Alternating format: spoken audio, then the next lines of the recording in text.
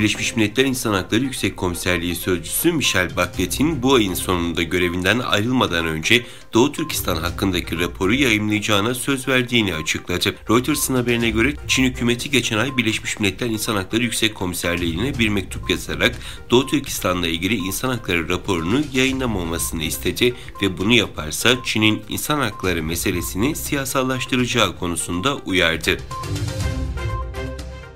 Çin'in Orta ve Doğu Avrupa ülkeleriyle işbirliği diyaloğu Litvanya'nın ardından diğer Baltık ülkeleri Estonya ve Letonya'nın da ayrılmasıyla yaprak dökümü yaşıyor.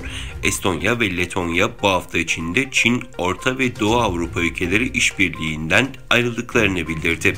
16+1 adı verilen işbirliği diyaloğunun bundan böyle 14+1 olarak anılması gerekecek.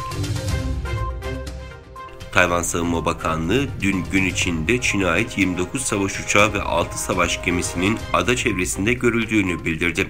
Açıklamada hava ve deniz araçlarının elektronik takip araçları, devriye uçakları, gemiler ve yer füze sistemleriyle izlendiği açıklandı.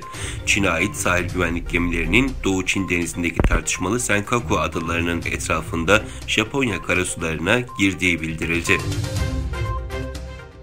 Çin'de ABD Kongresi tarafından yakın zamanda onaylanan Çin yasası kınandı. Çin Komünist Partisi'nin resmi yayın organlarından Global Times'ın haberine göre Çin Uluslararası Ticareti Teşvik Konseyi ve Çin Uluslararası Ticaret Odası tarafından yapılan ortak açıklamada onaylanan yasanın olumsuz sonuçlarından bahsedildi. Yakın zamanda imzalanan yasa, ABD hükümetinin yerel yonga üreticilerine yaklaşık 52 milyar dolarlık sübvansiyon sağlaması için kapıları aralıyor.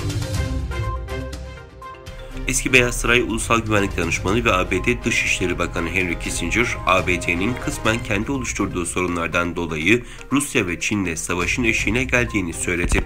Wall Street Journal'a konuşan Kissinger, nasıl biteceği veya nereye varması gerektiği konusunda hiçbir fikre sahip olmadan kısmen kendi ellerimizle oluşturduğumuz sorunlardan dolayı Rusya ve Çin'le savaş eşiğine geldik ifadelerini kullandı.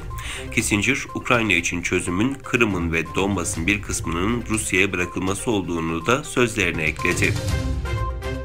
ABD Temsilciler Meclisi Başkanı Nancy Pelosi'nin Çin'le gerilime yol açan Tayvan ziyaretinden 12 gün sonra yeni bir ABD Kongre heyeti adaya geldi. ABD'nin Tayvan'daki de facto büyükelçiliği niteliğindeki Amerikan Enstitüsü'nden yapılan açıklamada Demokrat Partili Massachusetts Senatörü Ed Markey'in öncülüğündeki 5 kişilik heyetin Asya turu kapsamında adayı ziyaret ettiği bildirildi.